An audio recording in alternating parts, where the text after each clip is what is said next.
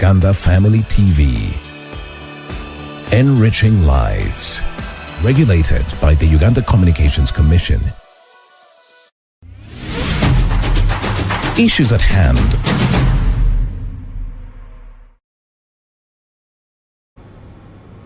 Yes, good morning once again, and of course you are welcome to Issues at Hand. And with me in studio today is Mr. James Tumusime from UCC, of course, in the Corporate Affairs Department. Now we are going to be discussing about the responsible use of social media and reporting, especially on elections. Yes, we just have one day to go, and we need to know the do's and don'ts of social media, and of course for us journalists, what we also need to do to make sure that we have accurate information come the 15th and 16th of January 2026. But before we dive into the conversation, I'd like our dear guest here to first greet our viewers even as we head into the conversation.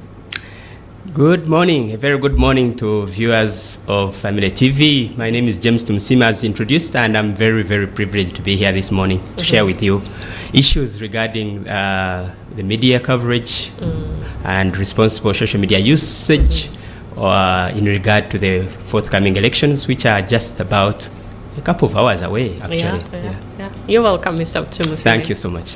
Now, just to start us off, we are discussing, of course, social media. We see that social media has played a very huge role, beginning from campaigns. I mean, it has always played a role. But just to give us a brief, what role do you think social media plays when it comes to election and even reporting as a whole, you know, inclusive of media houses, radio stations? Just give us a brief about I think social media is about, just as the word itself suggests, social. It's about social engagement. It's about engaging with issues. My understanding, and social media is also media. Yes. So my understanding of media is that this is a platform where people are supposed to get information and engage with others, share opinions, and so that they can have informed perspectives on issues. On public issues, on issues that concern them. And so considering like in the issue of elections, this is really an issue over which people are supposed to discuss and talk and share opinions and share experiences so that they can arrive at objective positions regarding candidates and the positions that they hold. And so social media comes in to play a very important role in facilitating this engagement so that then people can get different perspectives by sharing their own realities with others. And so as to maybe then by the time they do go to cast their vote, they have informed perspectives about issues, about candidates. So social media does play a very critical role in this regard. It's a new thing, and that's why sometimes it kind of creates a little bit of uncertainty regarding what is allowable and what is not. Because 20 years ago we would not have had this conversation, but here it is. So so very important, but at the same time, something quite it needs to be used with responsibility, because then, like many good things, it can be used for good, but it can also be used for bad. So Okay.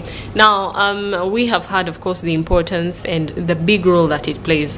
What are some of those key issues or key guidelines that individuals should be careful about, especially during this season?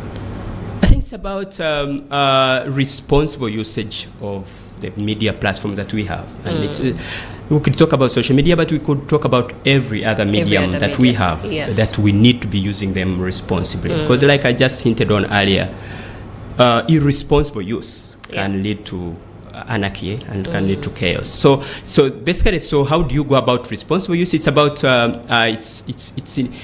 it's about sharing information that is authentic, that has been verified. I think many of us are in the habit of just sharing anything that comes our way, and then you don't know where it's come from, what's the source of this information, how credible is it, and it doesn't bother you, and you just press send and share with your groups and share with the public, and then you should be thinking, what could this actually message result into? What could be the outcome of Yes. sharing this kind of thing? Now, in traditional media, it was easier to do this because we have straightforward mechanisms, editorial management, Yes.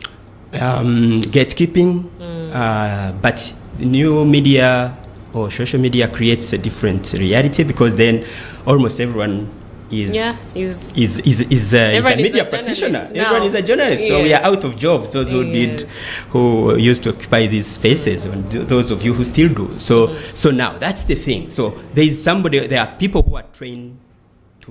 There is the reason why it's a whole profession, a whole craft that people Yes. train on how to communicate with the public. But now we are in an era where some people don't think that is important. So Yeah. it's my space. I use it the way I want. You come Exactly. across those kind of sentiments. But is it really your space? And it's a public space. Yes. And can you actually go ahead and use it the way you want? So it's down to reflecting and thinking about that reality, and then being responsible about it and thinking, okay, so this that I'm going to share, is it a good thing? Is it worth What sharing? what kind of results could emanate Yes. from what I'm sharing? So that's one thing, being deliberate about the kind of sharing that we are doing. And of course, now I'm hinting at those who may do it without thinking about it, but also these are also platforms which are used by everyone. So some people actually deliberately go to these, use their platforms to basically to cause trouble. Yes. Yes. Maybe to influence things. I'm a candidate, and therefore, if I lie about my opponent, I gain some advantage, however undue it is. Yes. But it's however negative it is, but it's advantage. And and then there are also those who will go there to incite, other people into causing some kind of commotion that they think might result in achieving their own objectives. So it's about looking at this platform in that way, and being very deliberate in terms of how you use it, so that in the end, the good usage, the good platform that we have, good as it is not used for negativity, is not used to cause trouble.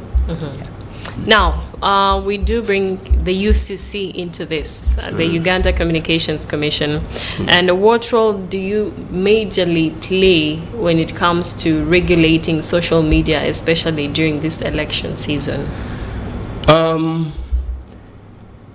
The organization, the entity directly concerned with elections is the Electoral Commission. Yes. So somehow the Uganda Communications Commission becomes a little bit more pronounced because of the media, because our regulatory footprint concerns the media space, communication and broadcasting and telecommunication.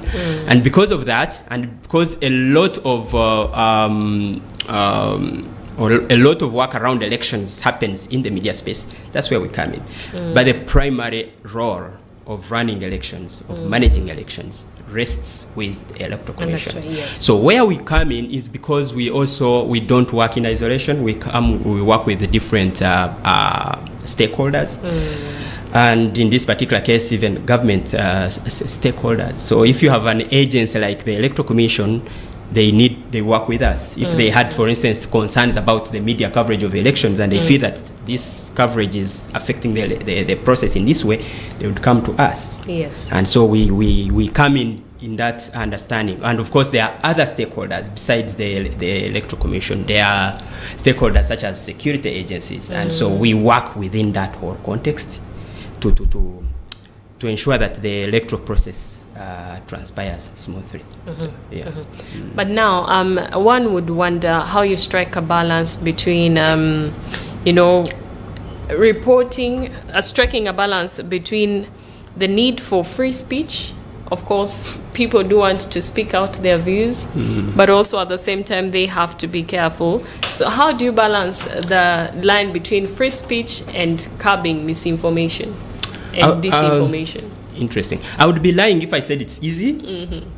It's not easy. It's complicated. It's a very fine balance that has to be kept. But so you basically have to weigh and ensure that you can the primary reason or the raison d'etre for the commission is basically to facilitate communication. To ensure that everyone, everywhere, in fact, our tagline is communication for all. Yes. So that's the whole idea. Let everyone get communication. Even when interventions we make are normally intended to expand internet coverage, expand broadcasting, but at the same time, clean that space so that the hygiene in the communication space is good, is healthy. So Yes. now, keeping that balance, as I said, is complex. It is complex because then, on one hand, you want communication for everyone, every time, everywhere. Yes. On the other hand, this communication has to be responsible, it has to be ethical, it has to be professional.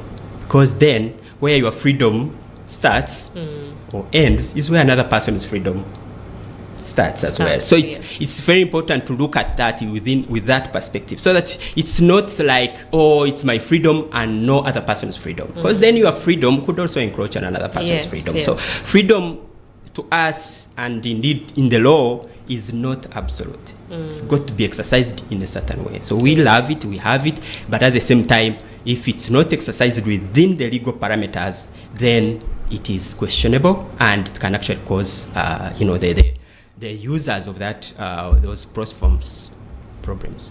Yeah. Then how best do you think social media user could get accurate information? How best do you think they can be able to differentiate that, okay, this information is not okay, this is misinformation, this is nothing but hate speech?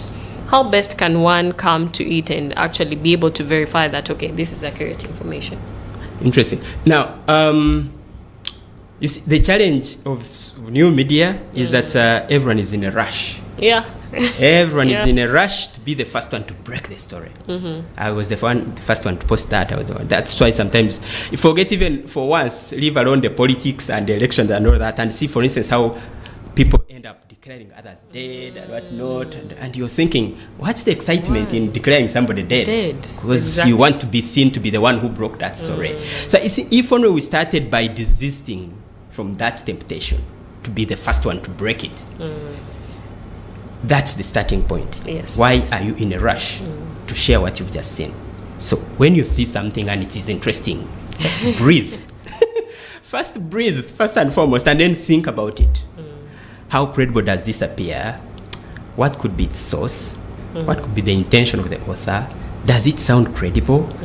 Ask yourself these questions. Yes. And then in the where traditional media still comes in handy, you notice, for instance, just not too long ago, there was something that went viral about the internet, and then everyone was calling and checking.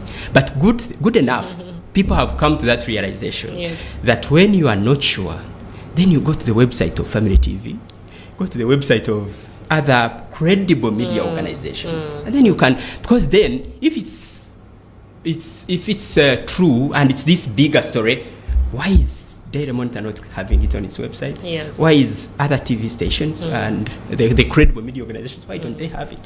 Why is it not on the... So in this case, people were telling us, oh, we rushed to the X page of UCC, and indeed they found a statement saying, look, what you've just been looking at is fake. But then, just to cut you short a bit, there was a day the Electoral Commission was actually showing people how the BVVK machines would be used. But it was also the same day that the UCC, I think, was having a conference somewhere, and the UCC was saying there will be internet, but on this other hand, the Electoral Commission was saying internet will be shut down. So you have such a scenario whereby the UCC is telling us something different and the Electoral Commission is telling us different.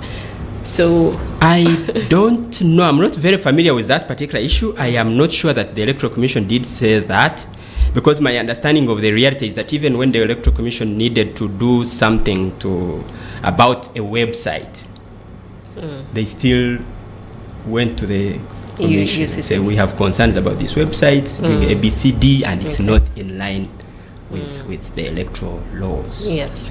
So even in the case of the internet, I don't think that the Electoral Commission would be in position, for instance, make definitive statements about the issues. But anyway, issues afterwards, of UCC communication. did come out and say, yes, internet will be there. Yeah. So and that's the position. If you want to take me in that direction, the position is that the internet is here.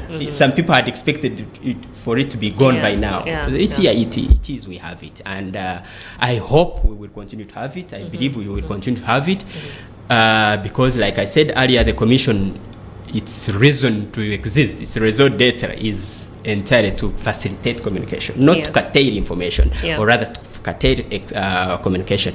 But also, I had to, I did say this, that communication can only happen in, we don't want to take it for granted, and we don't want to take it in isolation. Yes. It also it happens within a context. Yes. So, assuming, for instance, you have a situation where there is a total breakdown in law and order, yes, and the authorities felt like the only way to curtail that breakdown is to encroach on some communication spaces. Yes. I mean, so would you rather say, oh, I would have communication at all costs, let the country ban, let the country...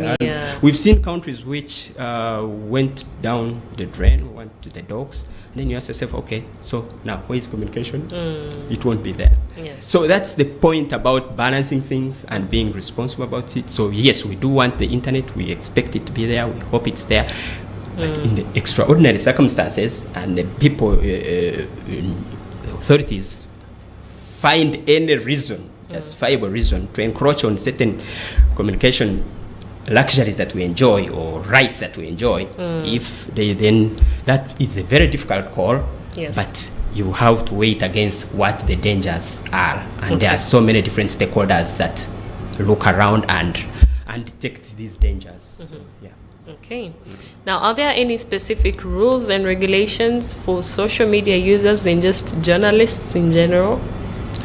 I think there are, but for social media users, really, there are no specific rules. It's really like you also don't want to have rules about everything. And that's why you end up appealing to people's sobriety, appealing to people's understanding, and so that they themselves can be vigilant when they use the space, not to perpetuate falsehoods or incite the public or endanger national security, but at the same time not to be victims, because the education works at two levels. It works at, please don't do this, it's bad, but at the same time it also works at the level of watch out.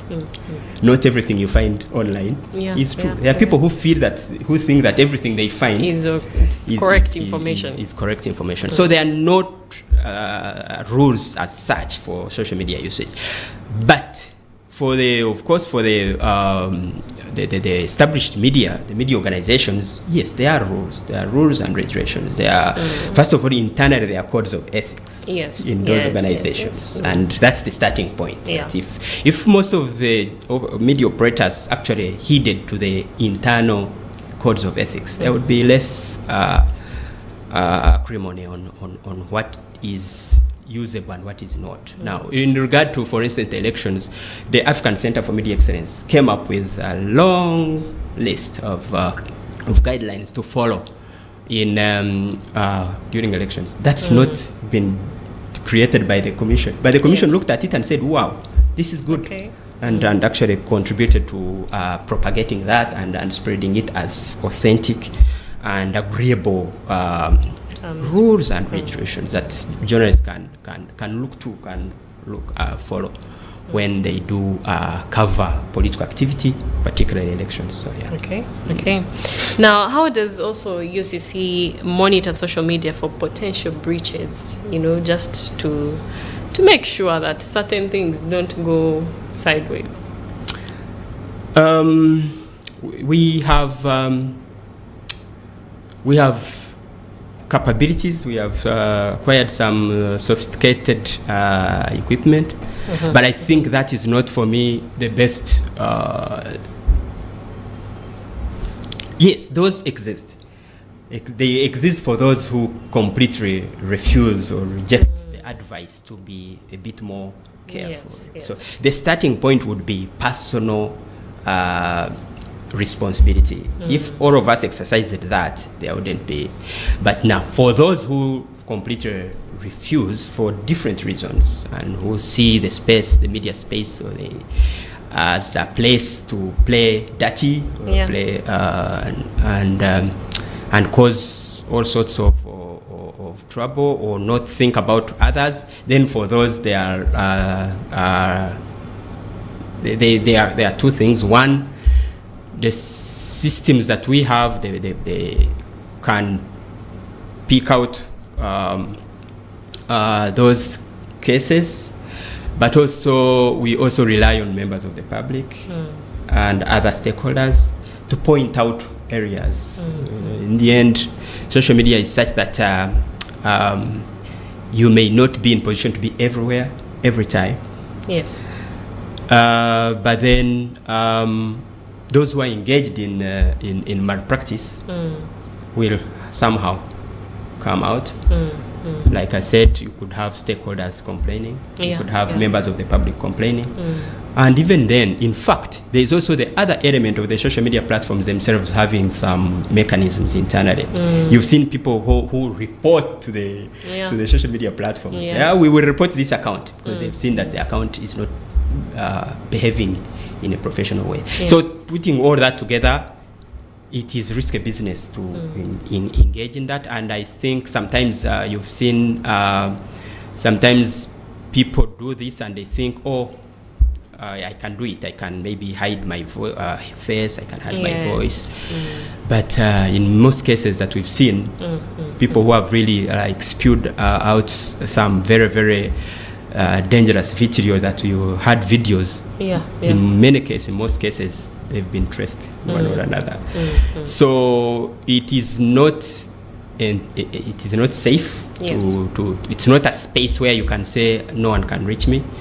Even we have actors in the diaspora who behave in a certain way because they know, oh, I'm out of reach of the state of Uganda. But I think sooner or later evil catches up with the person behind it, one way or another. Okay. Now we are going to be going for a short commercial break, but please do stay tuned because we are discussing the responsible use of social media and reporting on elections. And of course, we just have one day to the elections, and we do want to know how best as journalists, but also social media users, and also social media, people who take in the information. We also need to know what to share, what not to share. But of course, we are going for a short commercial break. We'll be back in a few. Issues at hand.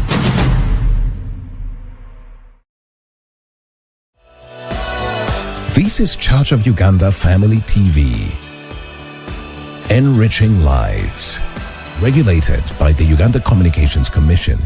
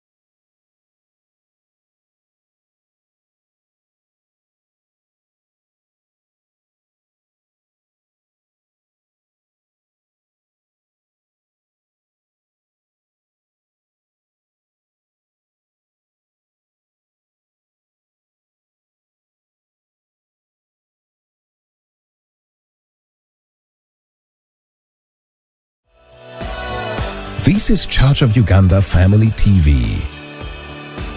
Enriching lives. Regulated by the Uganda Communications Commission. Issues at hand.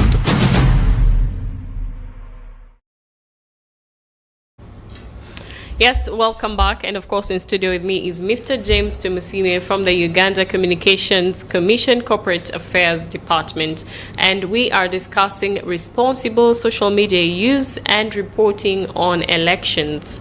Now, Mr. Tumusime, we have seen some people come out on social media saying some things that are not so proper. We have had a lot of, not a lot, but sometimes we have had a bit of hate speech, defamation involved in there. We have, of course, also seen people posting things that probably they shouldn't post. But what are the penalties for people who come out and use social media in the wrong way, probably to incite the wrong thing? Okay, so I would say this. When it's an organization, the organization, of course, UCC is a licensing authority. So basically, so for the licensed broadcasters, UCC wields the stick of a license first and foremost. Yes. And so for those that UCC has power over the license on behalf of the the government of Uganda, I should say, and the public.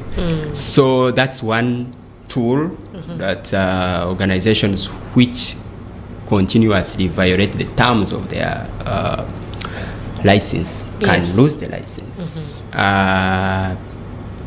Because then, when I appear here, or anyone else appears on a broadcasting station, TV station or radio station, the station is responsible for how the guests that are invited conduct themselves. So that's one regulatory tool, the licensing.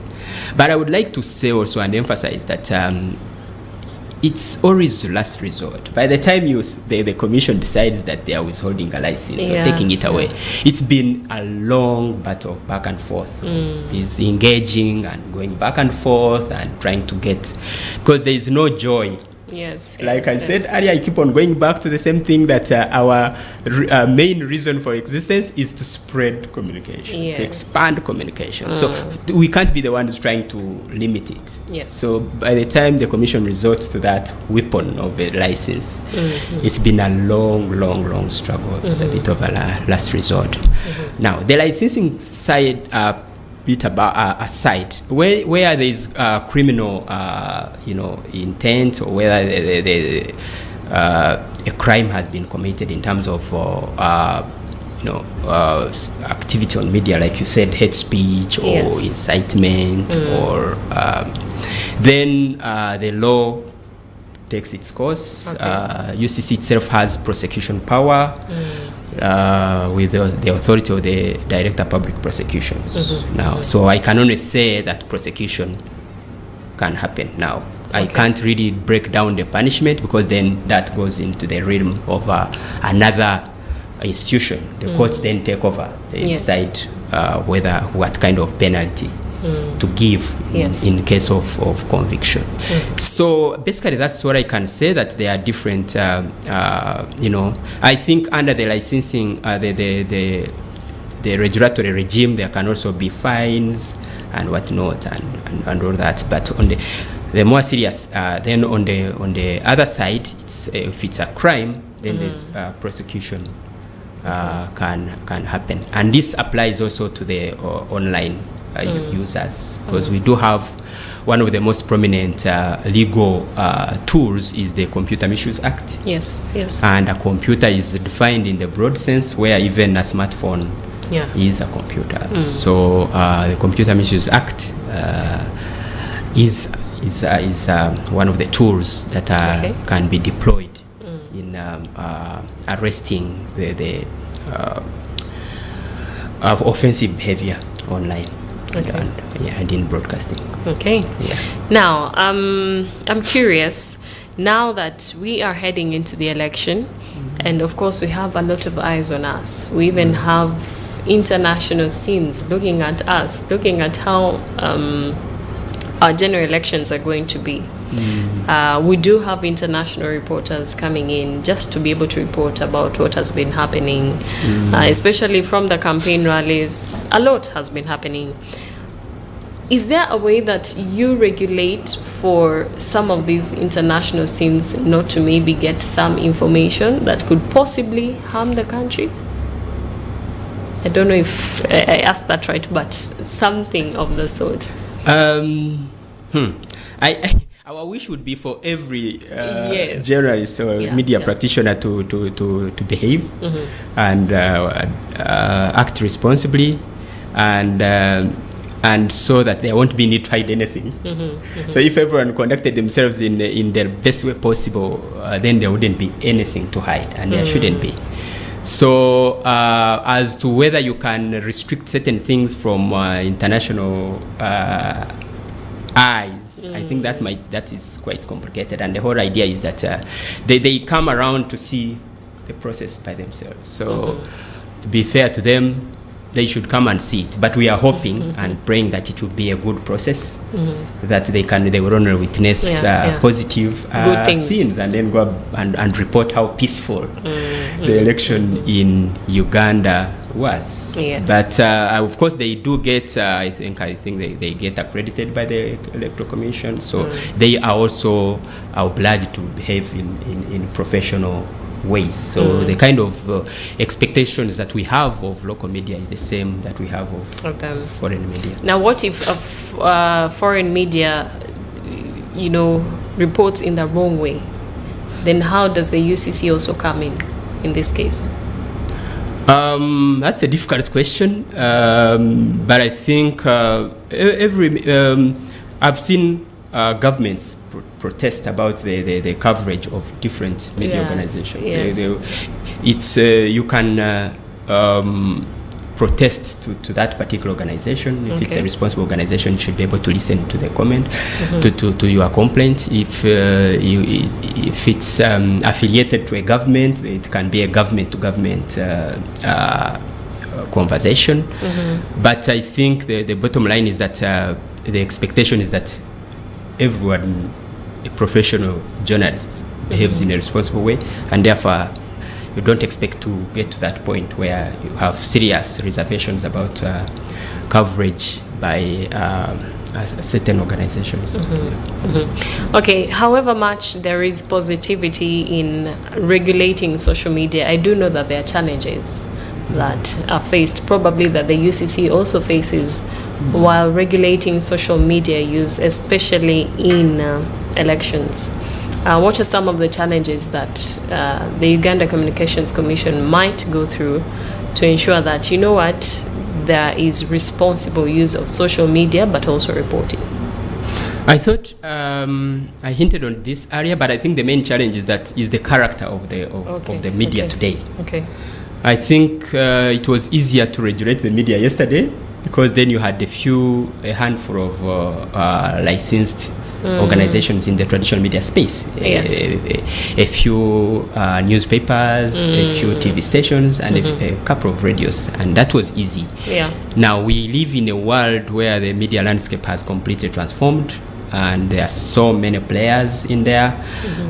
Some are organizations, some are individuals, and so I guess the main challenge is really to find a foothold on all this that goes on. That's the most difficult part. Yes. And also that you have people, you no longer have just the professionals running the show, you also have every other person who holds the gadget. Yes. And is connected, can basically broadcast or air anything, and that complicates the regulatory situation. So that's, if you asked about the challenge, I think that's the main challenge. Okay. Yeah. Okay.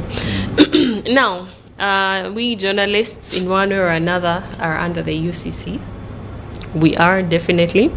So, how are you working with, say, maybe other stakeholders to ensure that even journalists are safeguarded during this season? We have seen a lot of things happening to them. Not far back, we did see journalists being battered.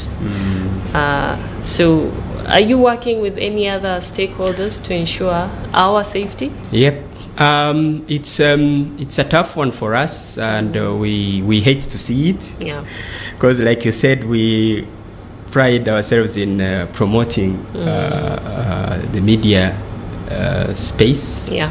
And so we will hate to see journalists being treated that way, or going through situations like that.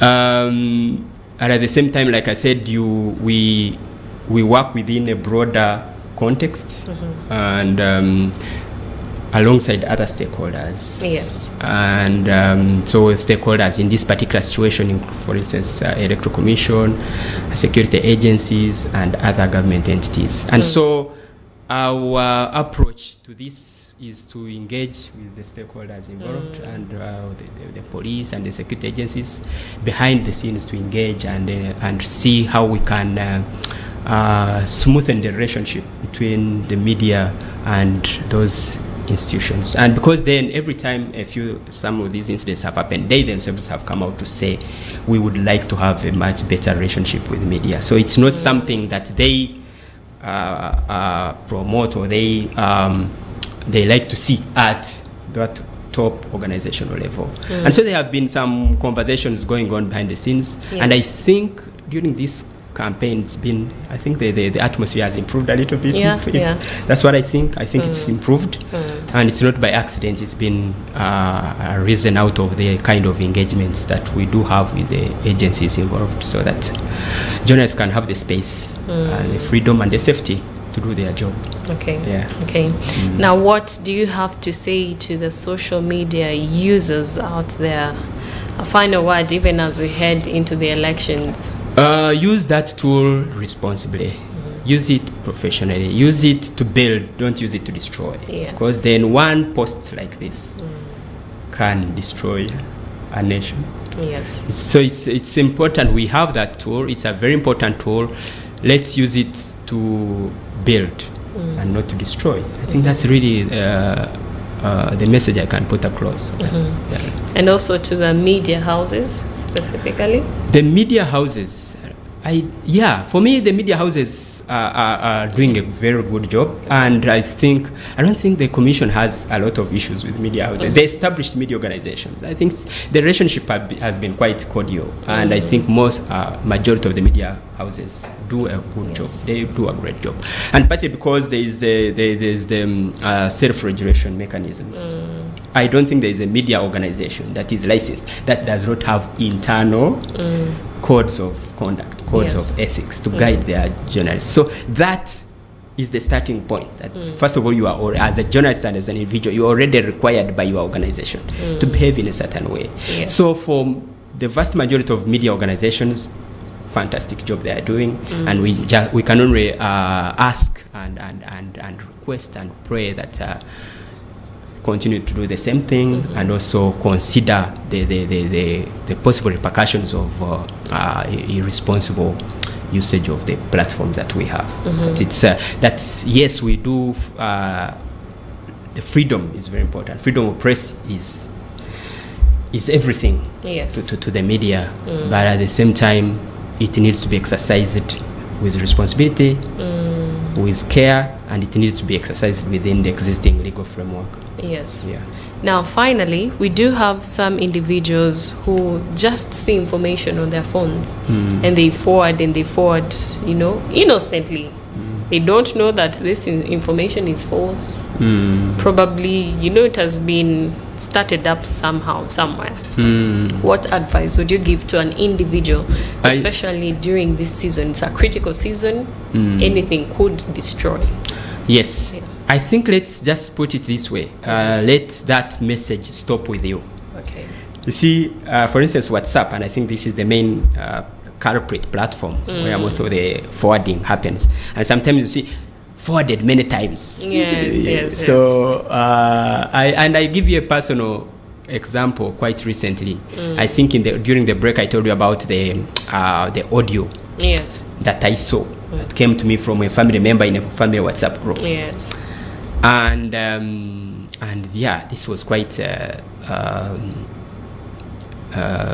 dangerous talk. It was actually, maybe dangerous is even for lack of a more another word, but it was really, really ugly. Okay. That audio, and someone in there, it was actually not just an audio, it was a video, in fact. And somebody shows his face, and they are asking everyone that believes in a certain political cause to be ready with their bijambia. Yeah. And target certain people, and I think that was really, really, really irresponsible. But so this was posted in our family group, and I looked at it, and I'm like, okay, this is really ugly. But of course, it had been forwarded many times, so it has gone to so many places. But I said to my family group, please don't forward this beyond here. Okay? Yes. I was okay with seeing it, and especially considering my own work and all that, so it was okay that I got to see it. But then I was like, okay, let it not go beyond this point, because then the people who do this kind of thing know what they are doing, and they thrive on the on spreading it to as wide an audience as possible. If they did not have that roller coaster thing going, if people are not forwarding things, the producers of those things would stop producing them. Definitely. Because then the market for Would them die. would die. Yes. So if only we can do that, and if you think it's really ugly, it is not palatable, and basically has no basis, it's just incitement, it's anger, let it stop with you. Don't send it beyond yourself. Yes. And if we all did that, if we all exercised that, maybe then the market, as I said, for such stuff would be extinguished. Definitely. Any final word, even as we head into the election? I would like to say the elections come and go. These are not the first elections we are having, and within a couple of hours, these elections will come and go. Yes. But our country will remain. Our country will always be here. Indeed. So let the elections not be the end of our of life in our country. The country remains, but lives could be lost if we approach them casually. So that's why we do everything possible. We try all sorts of measures as government institutions and other organizations to ensure that we have a peaceful election, and it will come and go, and life should continue. Indeed. Yeah. Thank you so much, Mr. Tumusime. You're very welcome. And of course, that has been the topic of today, responsible use of social media and reporting on election. Now, ladies and gentlemen, I would like to reiterate, please, please, please make sure that you use those phones very carefully. Yes, we know it's your phone, it's your data, but remember, what you spread out there could either build or damage, and we do not want to damage anything. We want to be safe, we want to be okay, we want to live in unity, peace, and love. But yes, that has been the topic for today. We do want to say thank you for joining us here every morning on Church of Uganda Family TV. And my name is Hope Nyongereza. I do want to wish you a blessed day. However, I'll be seeing you later on in the evening. Have a good day. Issues at hand.